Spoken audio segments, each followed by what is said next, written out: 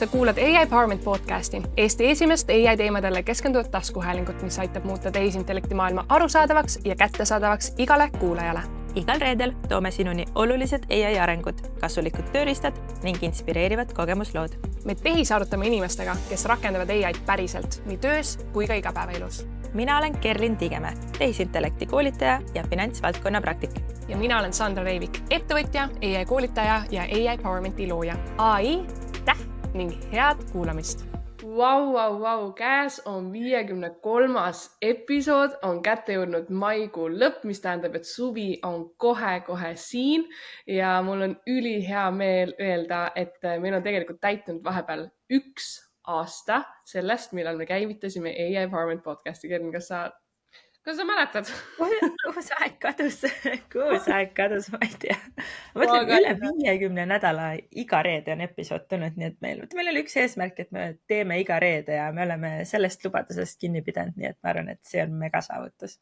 Täpselt, ja meil on tegelikult veel sisu mitu nädalat veel, nii et üle kindlasti 53 nädala see tuleb, nii et loodetavasti, nagu me oleme öelnud, et meie eesmärk on ikkagi siin, see on ikkagi maraton, et loodetavasti saame koos lihtsalt teiega veel kasvada ja seda formaati huvitavamaks luua, interaktiivsemaks. Meil just hiljuti oli ka siin avalik salvestus, mida me ka jagame teiega, mis oli siis Latitude'il linti võetud. See oli siis meil Eestis esimene ingliskeelne episood, mis me linti võtsime, nii et sellist sisu on ka tulemas. Meil on augustikuuks ka huvitavad plaanid, nii et kindlasti on arenguruumi väga palju. Tahtsime natukene ka rääkida sellest, et meil on tegelikult statistikat näidata ka nüüd meie podcasti kohta ja kohe tooksime ka välja selle, et me oleme kätte saanud sellise ilusa numbri, 55 000 kuulamist siis erinevatel platvormidel. Me oleme Apple'is, me oleme Spotify's, me oleme YouTube'is, et tõesti see number on juba päris korralik ja samuti neid nii-öelda jälgijaid on peaaegu 2000 erinevatel platvormidel, kes siis meie tegemistel silma peal hoiavad ja tõesti siiras suur tänu teile kõigile, et te toetate. Me saame ikkagi päris palju ikkagi tagasisidet ka, kus ikkagi mõned kuulavad iga reede ja see on tõesti suur au on olla ka selles rollis, et me saame niimoodi inimestega kõnelda, neid lugusid kuulata, neid seoseid luua enda elus igapäevases nii-öelda töökeskkonnas ka, et see on nagu nii suur au olla selles rollis. Ja see on nii nagu vahva või nagu tore hetk, kui oled kuskil üritusel ja keegi tuleb juurde ja siis tutvustad ennast, et ma tean, et sa teed podcasti, et ma kuulan iga nädal. Nii tore! Nii äge, et ikkagi on neid, kes püsivalt kuulavad. Ja mul on olnud ka seda, kus on nagu mingi, kuule, ma oleme sõbrannad, ma kogu aeg kuulan sind, sa nagu räägid täiesti nagu, tead, nagu nii hästi juba teab mingisugune asju, kuidas ma võib-olla kõnelen ja et see on väga tore.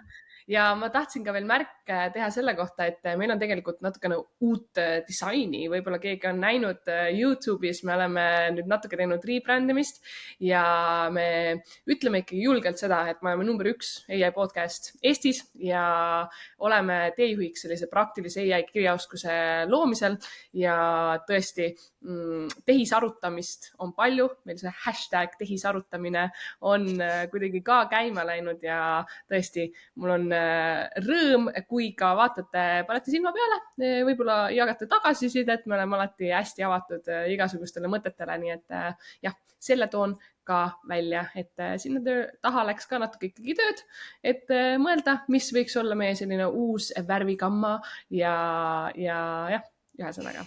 Aga ma tegelikult ei maininud ka seda, millest täna jutt tuleb. Et tore, et see 53. episood ja aasta on täis ja nii. Aga oleks võinud ju kohe algusesse mainida ka seda, millest me täna räägime. Muidugi me vaatame AI uudised üle, sest et on maikuu lõpp, mis tähendab, et me vaatame tagasi vaatavalt eelnevat kuud, mis on kõige tähtsamad infonopped.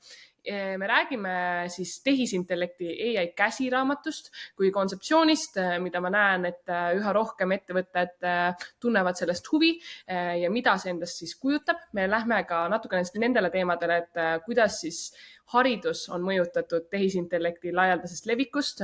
Meil on mõlemal siin erinevad kogemused olnud, mõtted tekkinud, et tahame seda natukene jagada. Ja muidugi eelmisel nädalal oli kahe suure tehnoloogiahiiu sellised suursündmused, kus nad jagasid oma AI siis stack'i sellist plaani, edasist plaani, aga ka seda, mis on juba praegusel hetkel ehitatud. Ma olin täiesti nagu mind blown, kui ma kuulasin neid kõiki erinevaid asju, mida on tehtud, et see valdkond on jälle nii kiirelt arenemas. Ja lõppu, kui me jõuame, siis me räägime ka KPMG ühest AI uuringust, millel oli väga suur valim, peaaegu 50 000 inimest, kes oli sinna võetud, peaaegu 50 erinevat riiki, et Eesti oli ka seal sees, et toome võib-olla kõige tähtsamad punktid ka sinna juurde. Aga let's do AI uudised. Kerlin, võta üle. Hakkame pihta, muidu me oleme jälle hädas ajaga, sest tahame nii palju asju teiega jagada. Ja uudiste kokkuvõtet ei olnud üldse lihtne teha, sest ma ei tea, eelmine aasta mäletan oli ka enne suve, siis kõik üritavad täiega palju igast uuendusi välja anda.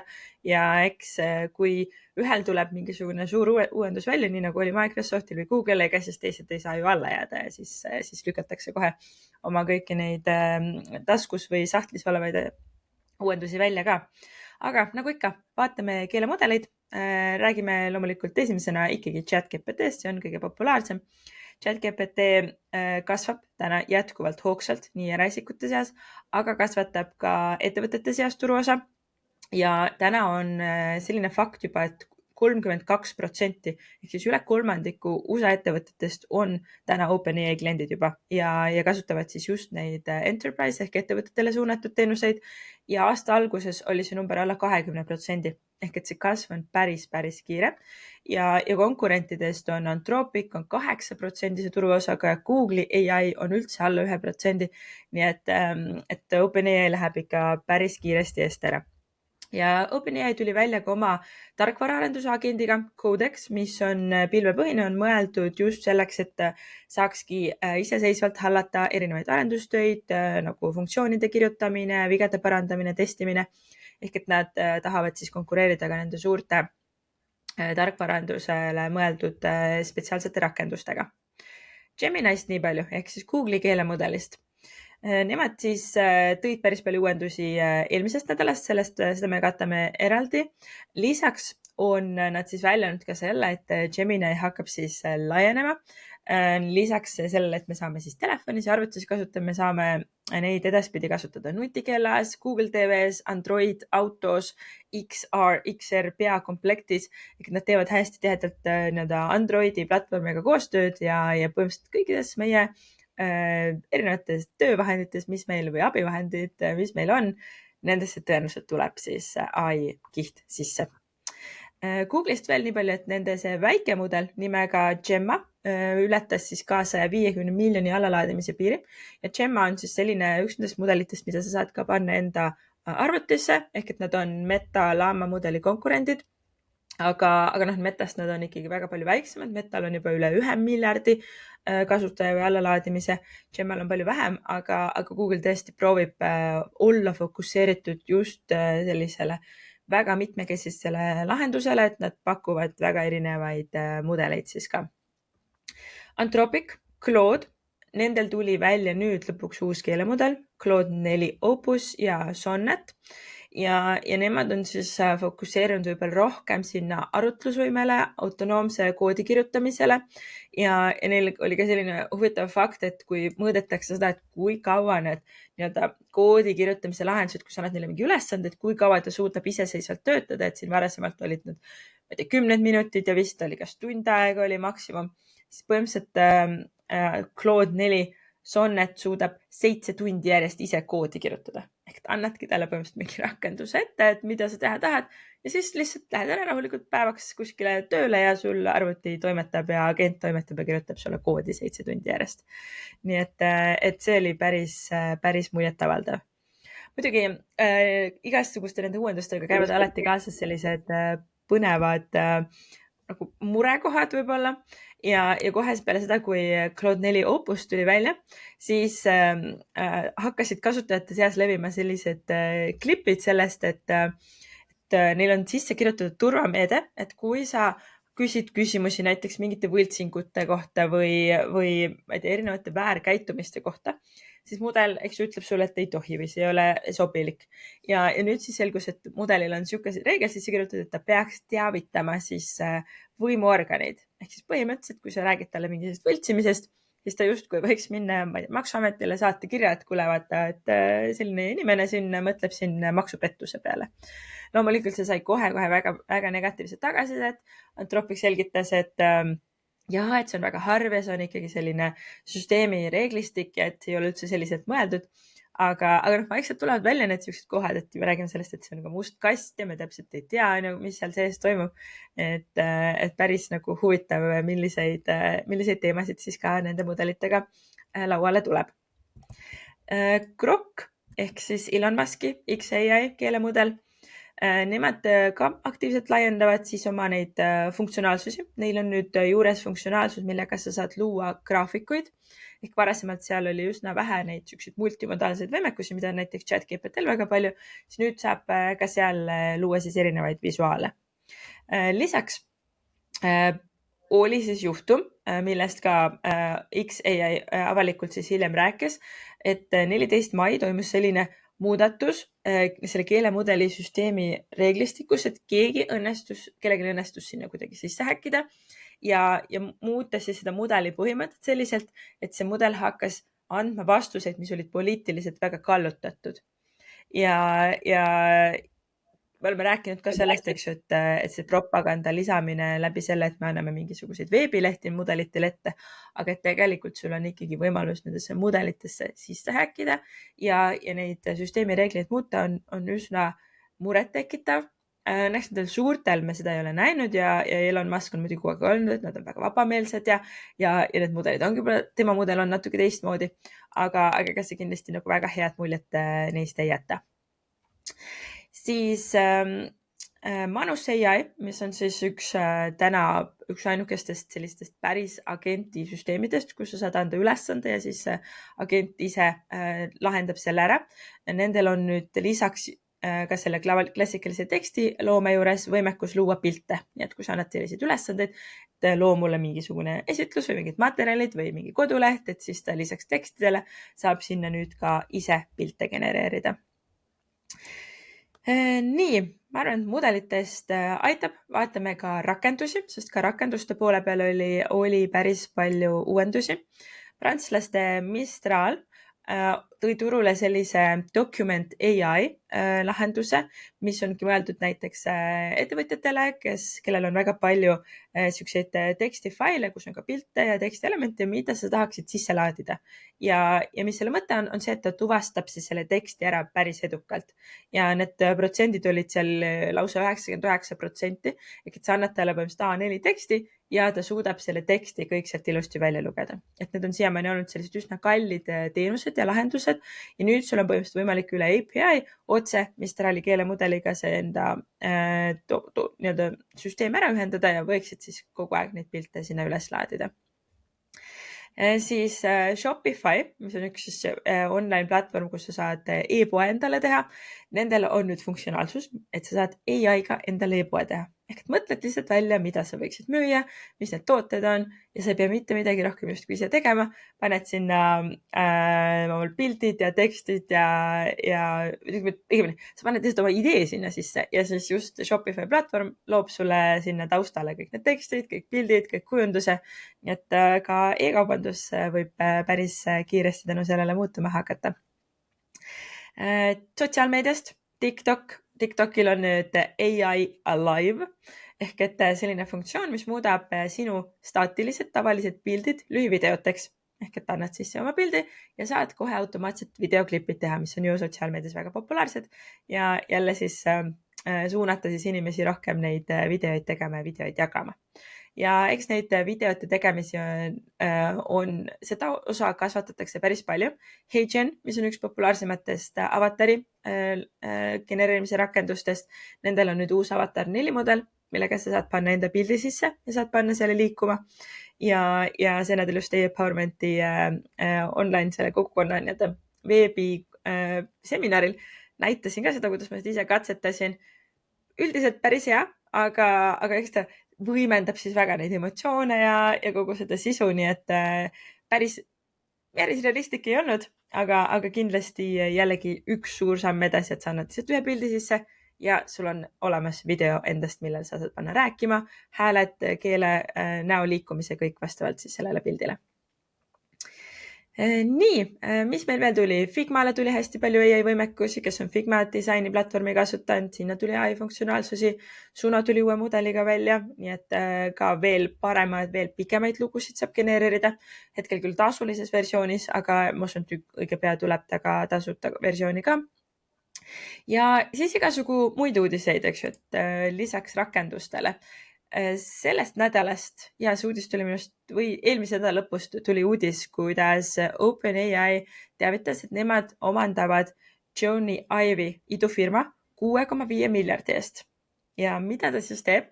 Põhimõtteliselt Jony Ive on üks legendaarne mees, kes on kunagi loonud iPhone'i disaini, iPad'i disaini, MacBooki, lauaarvuti disaini ehk et tema on kogu nende revolutsiooniliste Apple'i toodete disainer ja insener ja mõni aeg tagasi ta läks Apple'ist ära, hakkas enda uut startup'i tegema ja Sam Altman siis investeeris sinna ja nüüd nad siis otsustasid, et nad ühendavad need kaks ettevõtet OpenAI-sse ja Sam Altman oli nõus selle eest maksma $6 miljardit.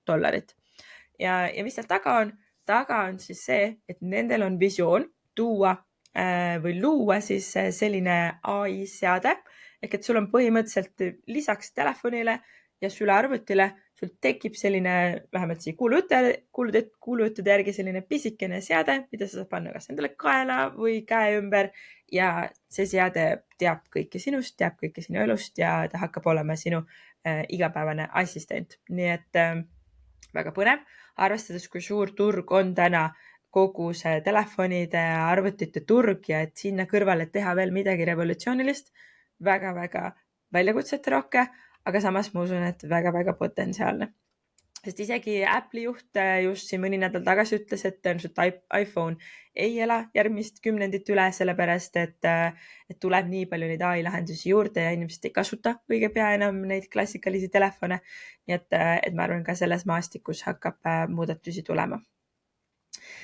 OpenAI laieneb kõvasti, tulid välja selle programmiga OpenAI for Countries ehk et nad tahavad oma Stargate'i projekti laiendada ja kohe õige pea peale seda tuligi esimene uudis, et Araabia Ühendemiraadid on siis esimene partner neile ja Abu Dhabisse tuleb 1 gigavati suurune andmekeskus, mis on põhimõtteliselt ühe sellise pisikese linnakese suurune ja loomulikult kõik elektritarbimine, kõik see, mis sellega kaasneb ja kõik need keskkonnamõjud sinna juurde, aga ütleme, et nende visioon on väga suur ehk et Araabia Emiraadid oleksid sellised, kes on mitte lihtsalt ettevõtte AI first või valitsuse AI first, vaid kogu riik AI first ehk et kõikidele inimestele on kättesaadav ChatGPT tasuline konto kõikide mudelitega.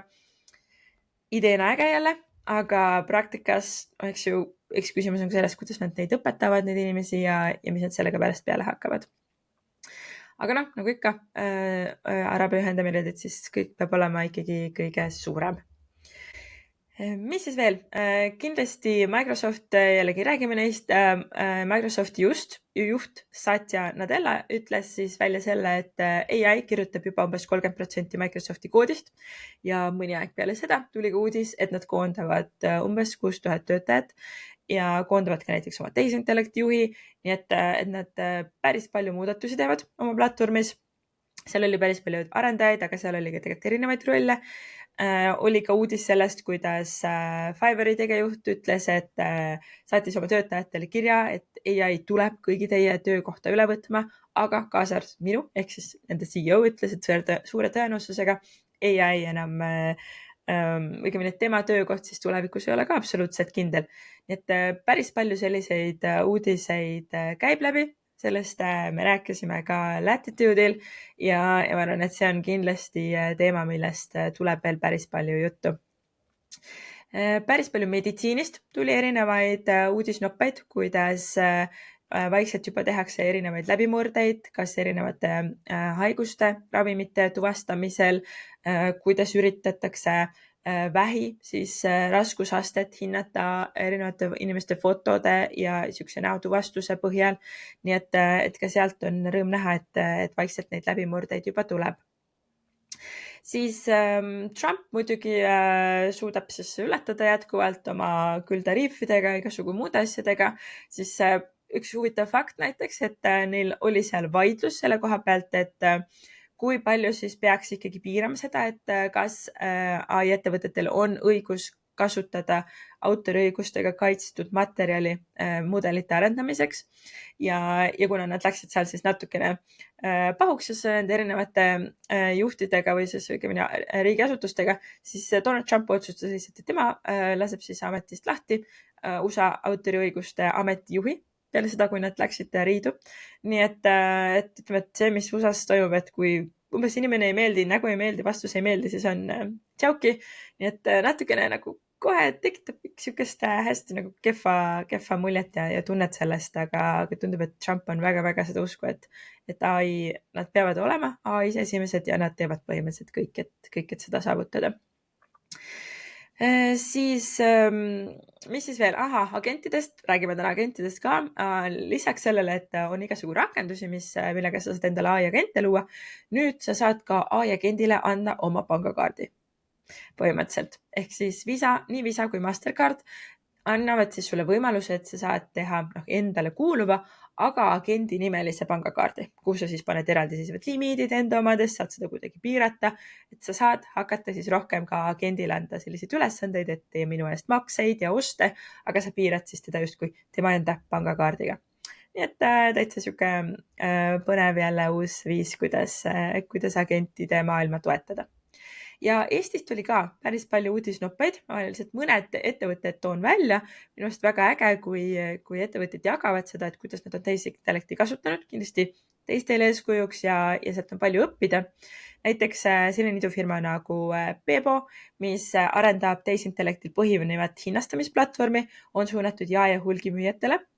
Nemad kaasasid raha ja nemad näiteks koguvadki reaalajas andmeid hindade, kampaaniate, konkurentide kohta ja pakuvad siis kohandatud hinnasoovitusi, et aidata jaemüüjatel tegutseda kiiremini ja täpsemalt.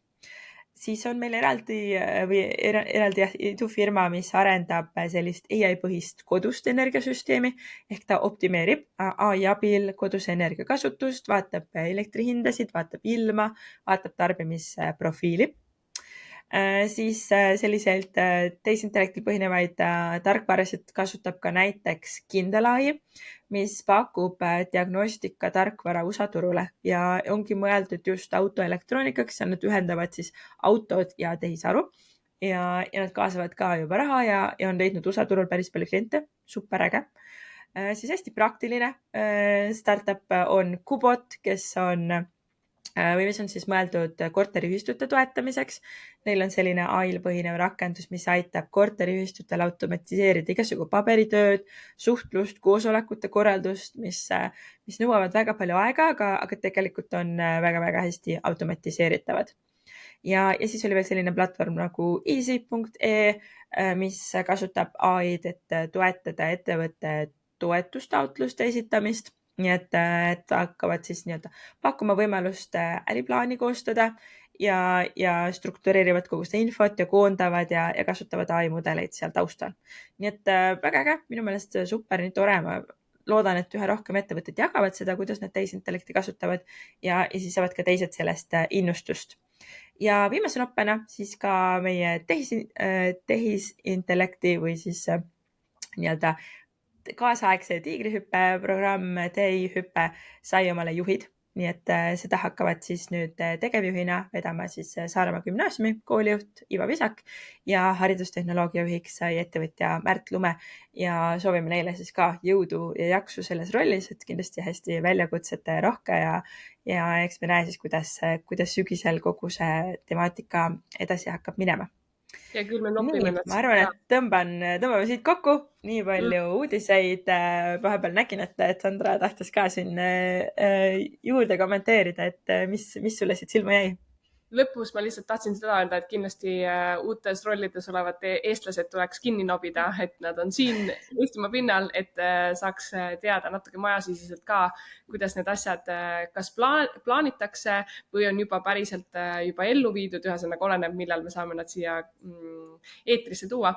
Aga ma tahtsin mainida seesama agentide pool, et kuidas meil tuli lihtsalt huvitavalt jutuks siin hiljuti ka ühe ettevõtjaga, kes agentide maailmas tegutseb, et kuidas me võiksime tulevikus neid agente ka tasustada, et tekib täiesti eraldiseisev nagu finantssüsteem selle jaoks, et mõista, kuidas nii-öelda tehisliik, mida me oleme ka välja toonud nagu tehistöötaja, tavatöötaja kõrval, kas seal on ka mingisugused süsteemid, lihtsalt siuke nagu rohkem siuke retooriline küsimus üles visatuna ja ma ei saa üle ega ümber, kui Ühendemiraatidest räägitakse, siis minul tuleb ikkagi iga kord selline nagu elevus südamesse, et lihtsalt see riik on olnud mul südamelähedane nii pikalt ja teades seda, et First AI University of the World on Abu Dhabis, samamoodi minister seal, nüüd selline samm, mida tehakse koostöös, on ju ühesõnaga nii lahe on seda ka kõrvalt jälgida. Ma loodan, et mingisugusel hetkel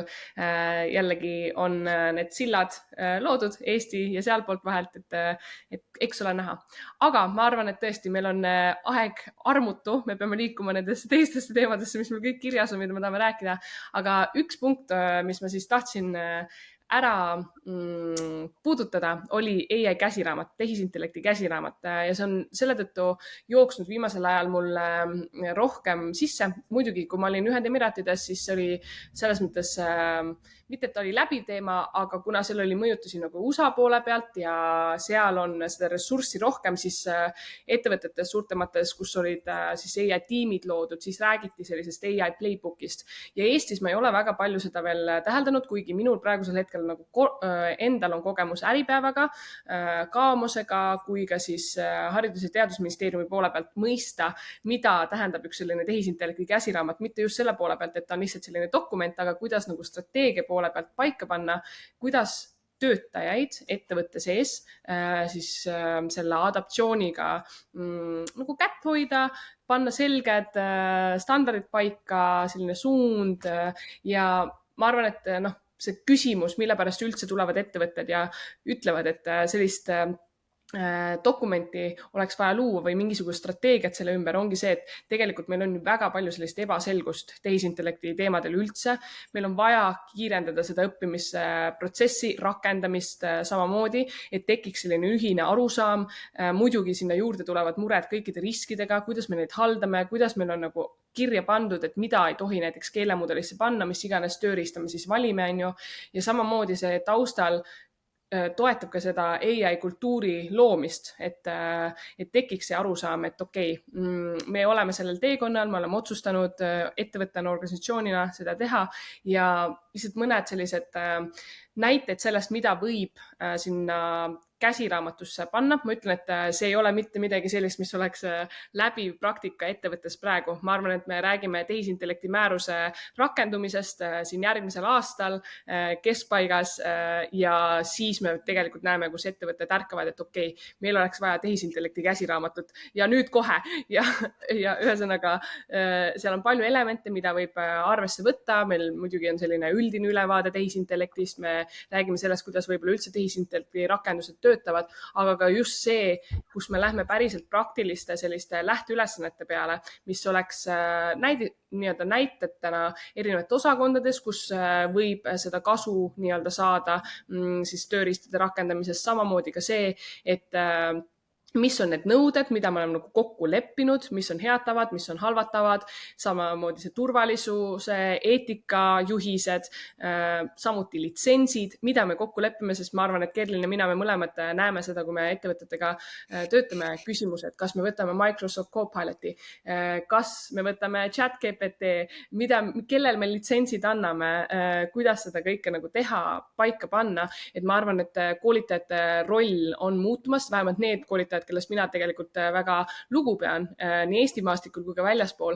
et me saame mängida seda nõustaja rolli, hoida antud kätt, personaliseerida ettevõtte vajadustelt tulenevalt, et ma arvan, see on midagi, mis meil ees ootab ja loodetavasti toimub seda nagu mõtete põrgatamist ka teiste siis koolitajatega, kes silmaringi avardavad ja ühesõnaga tahtsin selle lihtsalt siia välja tuua, et siis oleks teadlikkust, et kuskil jällegi, et keegi kuskil jälle mainis midagi, mingisugune termin oli küll, AI käsiraamat ja. Et siis tekib registreerimine ja siis võib-olla hakkavad need pusletükid ka kokku tulema. Vot, aga ma arvan, sellele ma rohkem ei puutu, liigume järgmise teema juurde. Liigume edasi ja, et ma arvan, et ma olen väga nõus, ma arvan, et see käsiraamat on teemaks ja üha rohkem, eks ju, ettevõtted küsivadki juba nagu sisulisemaid küsimusi, mitte lihtsalt, et tule räägi mulle, mida üldse nagu teha saab või et ma ei tea, mida ma ChatGPT-ga teen, vaid nad päriselt mõtlevad kõik need teemad läbi. Ja teine teema, mis minul on kuidagi siin, ma ei tea, viimastel kuudel võib-olla rohkem isegi juba hingel oldi, siis kui me seda Sandraga arutasime ka, et siis tegelikult me mõlemad oleme seda kohanud siit ja sealt ja mõelnud nende teemade peale on kogu tehisintellekt hariduses. Eks, et meil on TI Hüppe ja väga äge initsiatiiv, aga tegelikult on see ju palju laiem, eks ju, ja praegu võib-olla veel eriti, kui on sihuke kooliaasta lõpeb, eks ju, kes lõpetab gümnaasiumit, otsustab, kuhu kooli, ülikooli minna, kes lõpetab ülikooli, mõtlevad neid järgmisi samme, kuhu tööle minna, kui võib-olla veel ei ole tööl, siis tegelikult see AI kasutus on täna juba nii massiline. Ehk et mina näen seda ükskõik kelle käest ma küsin, ei ole vahet. Alates, ma arvan, 3.-4. klassist, kui on lapsevanemaga räägid, ütleb, et tegelikult laps kasutab. Ja mida edasi kõrgemas nii-öelda klassist, seda rohkem. Ja siin on võib-olla päris mitu nagu vaatenurka, kus seda puudutada, mis neid küsimusi tekitab, et võib-olla sealt nii-öelda ülevalt poolt alustades või vanematest gruppidest, et kõik need noored, tänane, ma arvan, need tänased lennud veel midagi vastu oskavad, võib-olla järgmine aasta on juba need tudengid, kes on juba 2-3 aastat AI-ga teinud oma kodutöid, õpinguid ja kui nemad lähevad tööturule, siis kas nad leiavad siis või satuvad näiteks sellisesse ettevõttesse, kus ei ole veel tehisintellekti kasutusel, ei ole neid võimalusi, sest ega täna meie räägime sellest väga palju, aga kasutus on täna ikkagi jätkuvalt üsna madal ettevõtete üleselt. Või siis võib-olla sul järgmistel aastatel ei olegi üldse kuskilt võtta enam neid töötajaid, sellepärast et kõik nii-öelda noori peale, sest noored eeldavad, et sa oledki AI first oma ettevõttega ka ja siis sa pead ka ettevõtluse poole pealt palju rohkem mõjutama. Teistpidi, võib-olla need ettevõtted üldsegi ei võta neid juunioreid enam tööle, sellepärast et neil tulevad agendid ja neil ei olegi üldse ametikohta, et kuidas siis nemad oma need esmased kogemused kätte saavad ja kuivõrd nad siis peaksid just AI abil hakkama hoopis niisugust praktilist kogemust omandama, ise läbi tegema igasugu neid päris tööülesandeid. Nii et ma arvan, et see tekitab nii palju küsimusi ja ilmselt panna mõned nagu mõtted siin lapsevanematele ja kuulajatele pähe, et need on teemad, mille peale mõelda. Ja, sest meie roll siin samas podcastis ka, me räägime väljakutsetest, me räägime võimalustest, mida on juba väga lahedalt tehtud, aga selle juures on ikkagi see pahupool ja väga lahedalt oli välja toodud selline problemaatika, mis kas nüüd lahedalt välja toodud, aga oli selline väljend nagu NEET põlvkond, ehk siis nii-öelda USA poole pealt see tuleb, not in education, not in employment and not in training, ehk siis NEET. Employment, education, employment ja training on ju see NEET nii-öelda sõnana tuleb lahtiselt ja ma tõesti natuke nagu pelgan seda, et kui siin oli välja toodud lihtsalt seda, et Harvardis ülikooli lõpetanutes 27% või oli 23%. Nii, täpne, oleme täpne. Et see on ikkagi väga suur, et nad ei ole saanud 3 kuud, 4 kuud, pool aastat pärast ülikooli lõpetamist nagu tööle. Ehk siis, ja see on praegusel hetkel on ju, ja kui me räägime sellest, kui tulevad need agendid, see, kus agendi versus inimtööjõu versus tasud on märkimisväärsed on ju, et kuidas see kõik hakkab mõjutama, et see on tõsiselt suured küsimused. ja noh, sinna juurde samamoodi on ikkagi teiselt poolt ka õpetajad, kes peavad kontrollima neid erinevaid kirjatükke, mis siis on õpilased esitanud, on ju. Ja sinna juurde tuleb see, et kuidas sa üldse hindad näiteks inimest, kes ei ole kasutanud ja kes on, kas tohib üldse kasutada, kõik sellised nagu rasked küsimused, sest meil hiljuti oli ka tehisintellekti ümarlaud ülikoolide vahel, kuna noh, ma ikkagi tegelikult akadeemilisel maastikul kursusi ehitan ja on ka sügiseks ehitamisel uus kursus, et kuidas me saame õppetöös kasutada, aga just selle poole pealt, et tehisintellekti hüpe, väga tore, õpilased saavad selle juurdepääsu ja seda tuge, aga kuidas me õpetajatega, õppejõuga siis mingisuguseid samme saame teha ja seal oli nagu nii suur küsimus, et kuidas sa hindad, kuidas sa ümber mõtestad siis seda, et kuidas neid nii-öelda koduseid ülesandeid anda ja kõike sellised, mitte et ma ütleksin, et mul oleks siin kohe kindlad vastused, me võiksime seda arvatavasti teha nagu eraldi episoodina, on ju, aga noh, need on rasked küsimused, et kuidas sa hindad kedagi, kes on kasutanud, noored lapsed, ma olin trollis samal päeval, kui meil see ümarlaud oli, nii huvitavalt kuulen pealt, kuidas 10-aastased räägivad, mina tegin tehisintellektiga oma kodutöö ja sõber ei kasutanud tehisintellekti ja ta sai minust madalamad punktid, aga ta on alati nagu 5-line ja ta oli nutnud. Ja see on ka miskit, mida me ei näe, taustal toimub päris palju asju, mis nagu psühholoogiliselt võivad olla ka nagu keerukad, lihtsalt inimlikul tasandil, on ju. Et jah. Ma arvan, et siin on tõesti nagu võib-olla rohkem küsimusi kui lahendusi, aga mitte, et seda nagu hästi negatiivsena hoida, siis eks ju sellel on nagu väga palju väärtust ja me oleme siin ka uudistes maininud seda, kuidas need koolid, kes on juba läinud üle kas osaliselt või täielikult nende nii-öelda AI tuutorite peale, kus sul on personaalsed lähenemised, sul laps õpibki võib-olla 2-3 tundi süvendatult AI tuutoriga täpselt temale üks-ühele sobivalt seda õppekava ja ta teeb ära sama asja, mida teised lapsed teevad tavakoolis 6-7-8 tunniste päevadega. Ja see efektiivsus on lihtsalt nii kiire ja ülejäänud aja sa saadki nende lastega õppida üksteisega suhtlemist, omavahelist arutlemist, kriitilist mõtlemist ja kõikesugust asja. Nii et siin on tegelikult hästi-hästi palju potentsiaali. Ja noh, korra ma mõtlesin ka selle peale, et kui need noored lähevad ka sinna tööjõuturule, nad on ju ka tööjõuturul selles mõttes väga väärtuslikud, et eks ju meil räägime sellest, et õpetajate tase või vanus on meil üsna kõrge keskmine, eks ju, aga ettevõttes paljudes ka, võib-olla kuskil tootmises, kus sul on mitukümmend aastat olnud ühes samas rollis inimesed, siis noh, mõnes mõttes on hea, kui sul on ikkagi võtta neid noori peale, kes on väga AI usku ja kes aitavad siis seda mindset'i ka teistes muuta. Nii et noh, eks see põhikoht ilmselt ongi see, et kus me selle tasakaalupunkti asetame ja kui palju on seda vabadust ja võimalusi ja mis see tegelikult kaasa toob. Aga jah, siuke mõttena ma arvan, et võib-olla saab mõelda ja saate ka arutada oma lastega, noortega just siin selle nii-öelda kooliaasta lõpus nendest teemadest ka. Kui sa ei ole veel küsinud ka oma lapse käest ja sa tegelikult ei tea, kui palju ta kasutab, siis võta ette see vestlus ja räägige nendest ohtudest ja võimalustest ja kõigest sellest ka. Täpselt nii. Lähme järgmise teema juurde, sest et aeg surub peale. Meil on 2 suure tehnoloogiahiiu suured uudised olnud siis uuendustega, mis nad turule tõid. Microsofti poole pealt alustan mina ja räägin, muidugi Microsoft ja siis Google tõid. Microsoft on siis põhiliselt organisatsioonidele suunatud ja see Stack, mida nad tõid, süsteemne AI, selline ökosüsteem, mida nad on üles ehitamas, on nii võimas. Nad on põhimõtteliselt loonud uue raamistiku, Open Agent Web, mis siis annab kogu veebile sellise agendisõbralikkuse, kui võib nii öelda. Ja nad tõid ka väga selgelt, me teame seda, kui palju koodi kirjutatakse, on ju, et seesama, mis sa protsendina välja tõid, Microsoftil ka 30%. 30%, jah.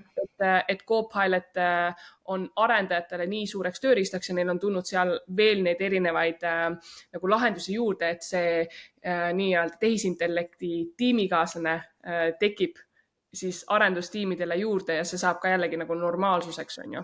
Et seda väga rõhutati. Microsoftis tegi sellise suure ettekande, kus nad siis neid erinevaid, me lisame ka hiljem lingid juurde, et kes tahavad päriselt vaadata, mis nad siis sealt ka näitasid, saate ise silma peale visata.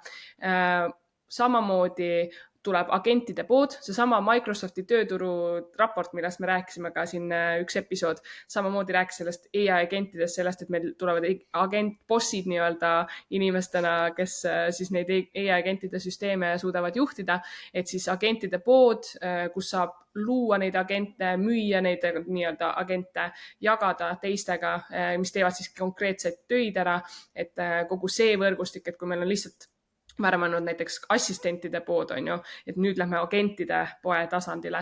Ja samamoodi see, et kui varem on olnud Microsofti võib-olla probleemiks, mida organisatsioonide pooli pealt on nagu näha, et need mudelid ei ole nii head, mis seal taustal, kuigi see on OpenAI mudelid, aga nad on nii nagu ära timmitud, aga nüüd on tulemas ka siis mitme mudeli tugi, mis tähendab seda, et sul on võimalus seal Elon Muski Grokki siis nii-öelda taustal süsteemis kasutada või mis iganes mudeli sa nii-öelda valid, et see on väga suur selline plusspool.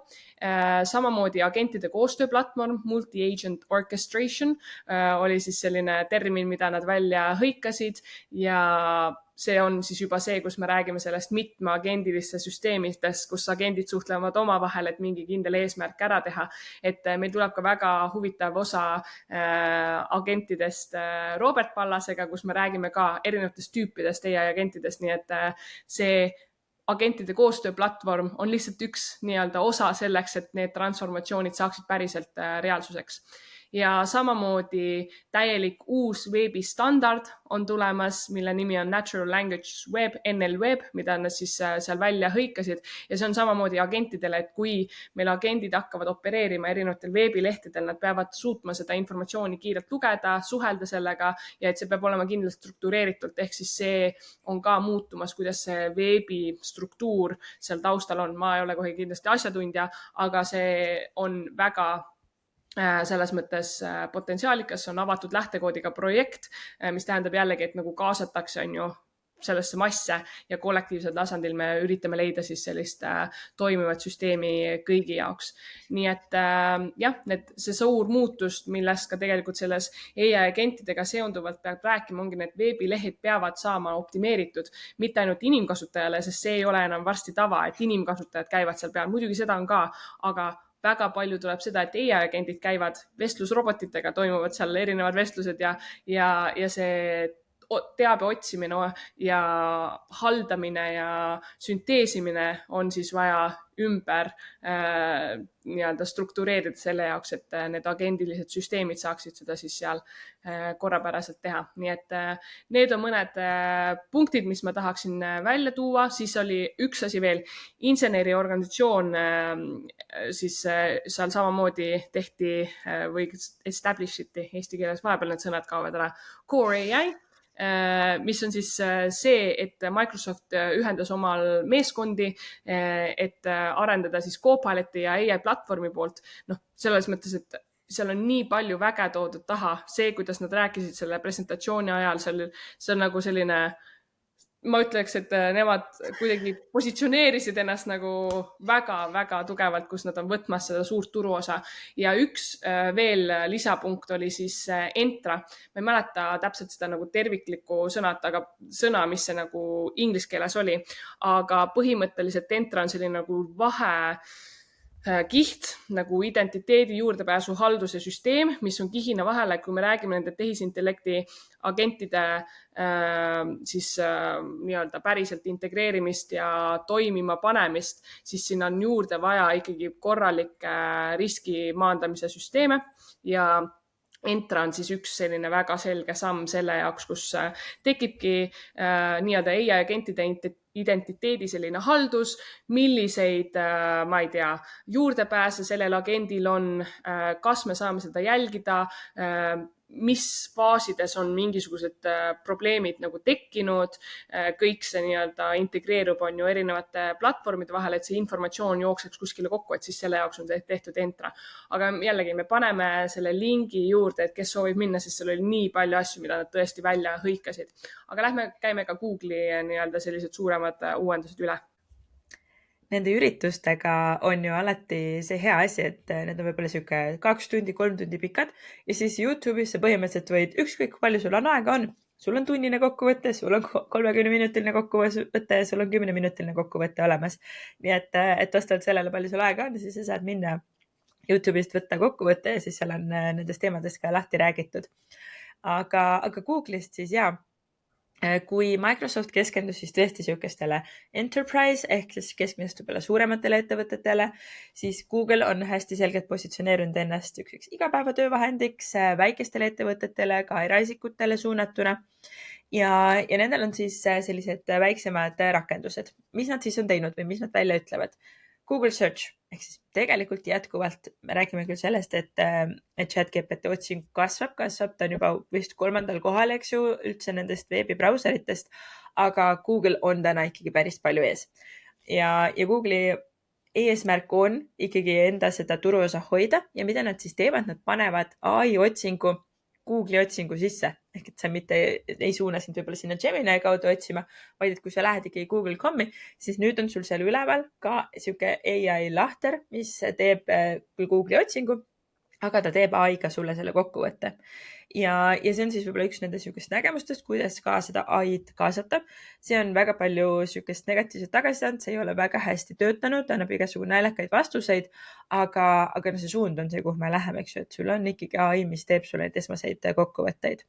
Täiesti tavaline esimese nädala kohta ka, kui see alles nagu niimoodi, kuigi see on pikemalt laivis olnud, nad on seda katsetanud ja rääkinud sellest varem, aga jah, ma arvan, et poole aasta pärast me räägime, et mingi, no see ongi täiesti tavaline. Just. Ja teine, mis võib-olla selline hästi populaarne töövahend on ikkagi Gemini ja Gemini 2.5 Pro mudel on see mudel, mis on tegelikult juba nagu üsna pikka aega topis olnud. On selline leht, kus võrreldakse neid erinevaid mudeleid ja seda väga palju jälgitakse ja seal on siis erinevaid benchmarke ja Gemini on selles päris hea. Lisaks Gemini Deep Think Regime on see, et sa saadki lasta tal sügavamalt otsida ja teha neid uurimustöid, on ka väga-väga hea, eks ju, kasutades neid Google'i otsingu tulemusi seal taustal. Nii et Google'i mudelid on praegu väga head. Mida siis Gemini või siis Google tegi veel? Ta kopeeris OpenAI Canvas'e funktsionaalsuse ehk see, et sa saad nüüd keelemudeli sees lased tal mingisuguse teksti kirjutada, eks ju, siis muidu sa pidid promptima kogu aeg, kui sa tahtsid neid muudatusi teha. Siis ChatGPT tegi selle, et sul on nüüd Canvas, ehk sa saad minna ise kirjutada, öelda, et muuda ainult seda rida ja nüüd Geminil on seesama funktsionaalsus olemas. Et kui sa teedki selliseid pikemaid tekste, siis on väga hea viis, kuidas teha väikseid parandusi, sest muidu keelemudel, mida teeb, ta kogu aeg genereerib sul selle uue vastuse ja siis ta võib jälle muuta neid sõnastusi ja ta võtab aega, eks ju, kui ta seda genereerib. Nii et suuremaid tekste puhul soovitan Canvast, nii et nüüd lisaks ChatGPT-le ka Geminis kättesaadav. Ja Google'il siis tõesti on lisaks Notebook LM, kus sa saad teha audioülevaateid ja päris palju selliseid ägedaid kasutuslugusid on juba jagatud, kes on Google'i platvormis, Google Workspace'is ka näiteks oma andmetega, oma kalendriga, siis ettevõtluses väga hea viis, kuidas lähed kliendiga kohtumisele näiteks, lased eelnevalt kalendri alusel, sul on seal ettevõtte nimi, lased teha ettevõtte nii-öelda taustauuringu ja teed sellest kokkuvõtte, kes on need inimesed seal, kuidas neil läinud on ja teed sellest audio ülevaate ehk siis häälega ülevaate ja samal ajal, kui sa kohtumisele sõidad, siis sa lased selle 10 minutit näiteks selle kokkuvõtte ja sa oledki juba kliendi kohtumiseks valmis ilma selleta, et sa oleks pidanud ise mingit aega kulutama ja pikalt seal netis surfama. Nii et jälle väga-väga hea viis just sellistele ettevõtjatele. Lisaks on neil ka pilditöötlusvõimekus kasvamas. Google'il on erinevad mudelid, mis on osaliselt kättesaadavad siis Gemini kaudu, kus sa saad pilte genereerida ja siis nad on otse siis Google Studios kättesaadavad mudelid. Ja mõni aeg tagasi juba tuli nendel mudel välja, millega sa said pilte redigeerida ja nüüd nad on sellest siis veel uuema versiooni välja lasknud. Küll aga kahjuks Euroopa Liit jälle oma reeglitega on need ära piiranud, ehk et täna sa Eestis seda kätte ei saa. Väikeste workaroundidega saad, eks ju, sul on see võimekus, kui sa tahad, siis sa saad, aga ametlikult ei ole siis täna kättesaadav. Mis veel? Ja mõned siuksed uued rakendused, lihtsalt nendel tuli uus videomudel välja, mis lisaks pildile pakub siis võimalust luua ka heli ja dialoogi. Ja need näited on päris ägedad olnud, et sa saad teha siis ai-ga videoklipi ja nüüd sa saad ta rääkima panna. Sul ei ole vaja minna HeyGeni kuskile mujale, sealsamas rakenduse sees veoga saad seda teha, nii et see on nagu päris äge. ja Ütleme, need et järgmine näiteid. tase muidugi deepfake ides ja kõiges selles, eks ju. Aga noh, üks sihuke loogiline samm kindlasti, eks ju.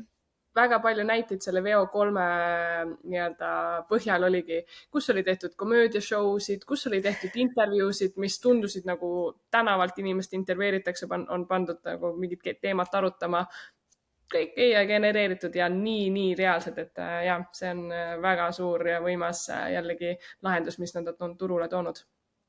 Ja, sest et kui me oleme harjunud sellega, et eesti keelt need mudelid väga ei oska, eks ju, meil on mingid 1-2 häält, mis loevad niimoodi monotoolselt seda teksti ette, aga inglise keeles kõiksugu naermised, emotsioonid, kõik on tegelikult sul seal sees olemas juba ja eks ta tuleb eesti keelde ka õige pea.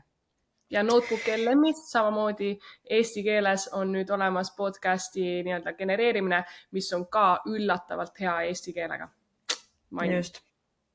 Nii et jah, ei ole me siin nii hullus seisus midagi ja ei ole, ma arvan, ka nendest deepfake idest kaitstud. Nii et see ka kindlasti teemaks. Ja lisaks oli Project Astra, Project Mariner, Project Google Glass, nii et ühesõnaga neil on veel erinevaid projekte, mida nad seal välja hõiskasid. Nii et tõesti, kui te tahate lugeda lähemalt, mis neil pakkuda on ja vaadake Jao kirjeldusse, jagame neid linke seal. Ja kokkuvõttes ütleme, et võib-olla mis see läbiv sõnum oli, kindlasti ai-agendid nii suurtele ettevõtetele kui väikestele ettevõtetele. ai-agendid on need, mis aitavad meil kiiremini toimetada ja kõik nad siis selles suunas liiguvad. Paljudes kohtades ma võib-olla selle terminiga ei ole nõus, et nad on natuke ikkagi assistendid veel, et me saame mingit lõigu kätte ja siis teeme ikkagi ise neid samme. Aga ütleme, et agendilised süsteemid, no sellega võib-olla olen natukene nõus, et see on hästi selgelt see suund, kuhu me liigume. Ja võtame nüüd viimase teema ka ikka veel siia lõppu. Ja ma arvan, me peame siin 5 minutiga võtma väga palju erinevaid mõtteid, väga kiirelt teile ette kandma, aga me rääkisime KPMG AI uuringust alguses, kus on tõesti üle peaaegu 50 000 inimese vastused on arvesse võetud ja me paneme selle jällegi lingina, kes tahavad minna sügavamale. Seal oli 47 riiki.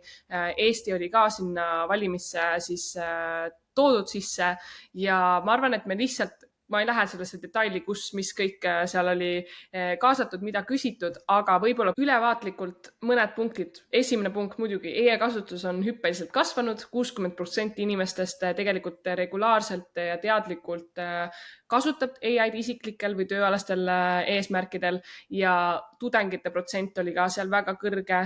Samamoodi see on ka muidugi aina sagedasemaks minemas, et need numbrid olid väga selged. Samamoodi toodi tegelikult ka ikkagi välja seda, et ei ole sellist võib-olla baaskoolitust läbitud, et on võib-olla natukene sellist pimedas nii-öelda kompamist, et see oli ka väga selgelt protsendiliselt välja toodud. 61% tundsid, et selline baaskoolitus teadmine on neil tegelikult puudu ja toodi ka väga selgelt välja, et töökohtadel tegelikult kasutatakse sellist avalikku AI tasuta platvorme, sellest võib-olla ei räägita, et mida meie ka näeme või ütleme, et te võite ettevõttes öelda, et ei kasutataks või mis iganes, aga seda tehakse ikkagi taustal ja see oli ka väga selgelt nii-öelda välja toodud.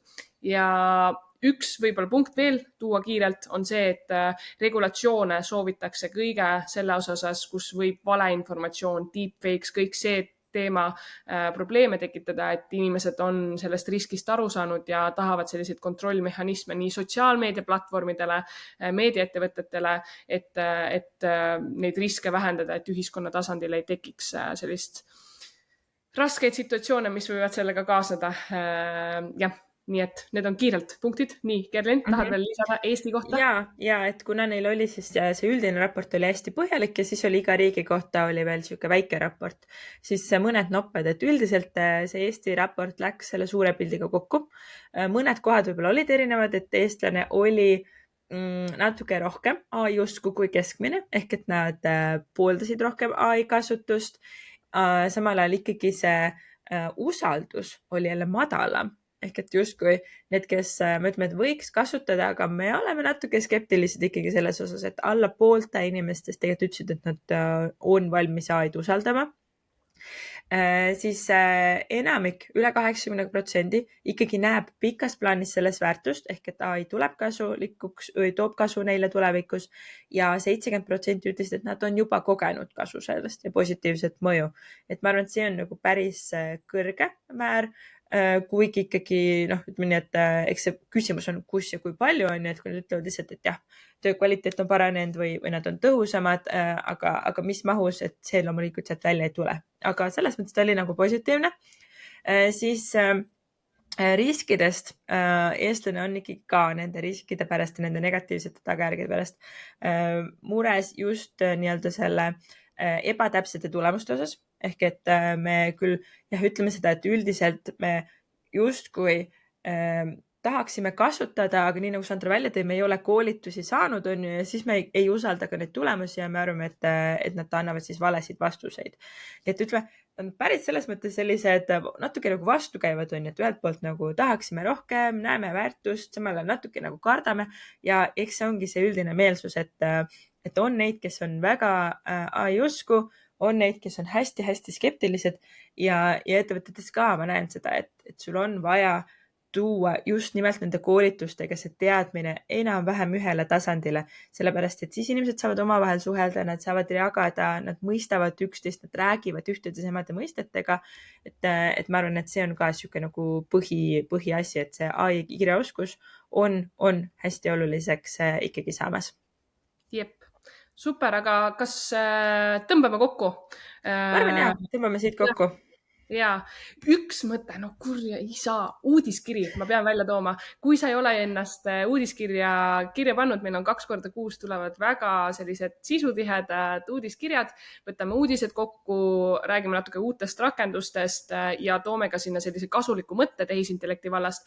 Ja nüüd esmaspäevases kirjas, kus meil oli 10.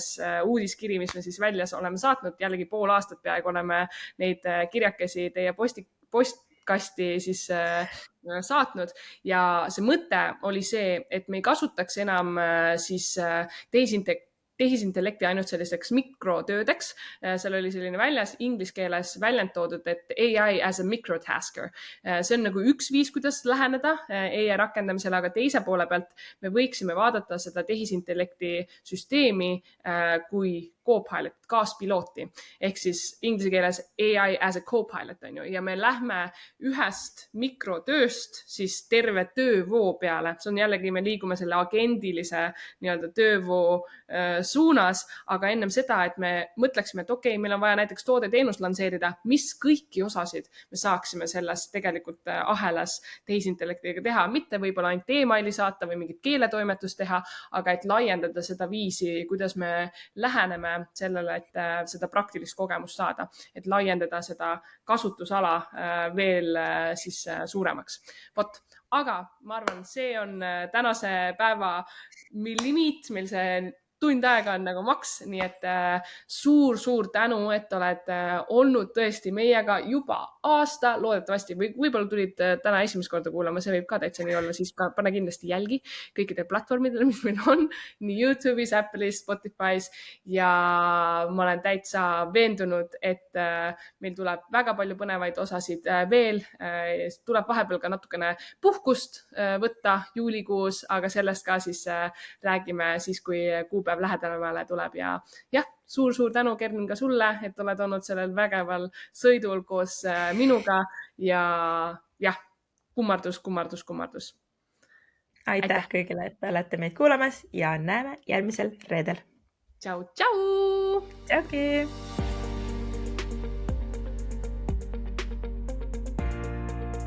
Täname Estonian Business Schooli, kes on meie ametlik tehniline partner ja pakub taskuhäälingute salvestamiseks professionaalset video- ja helistuudiot.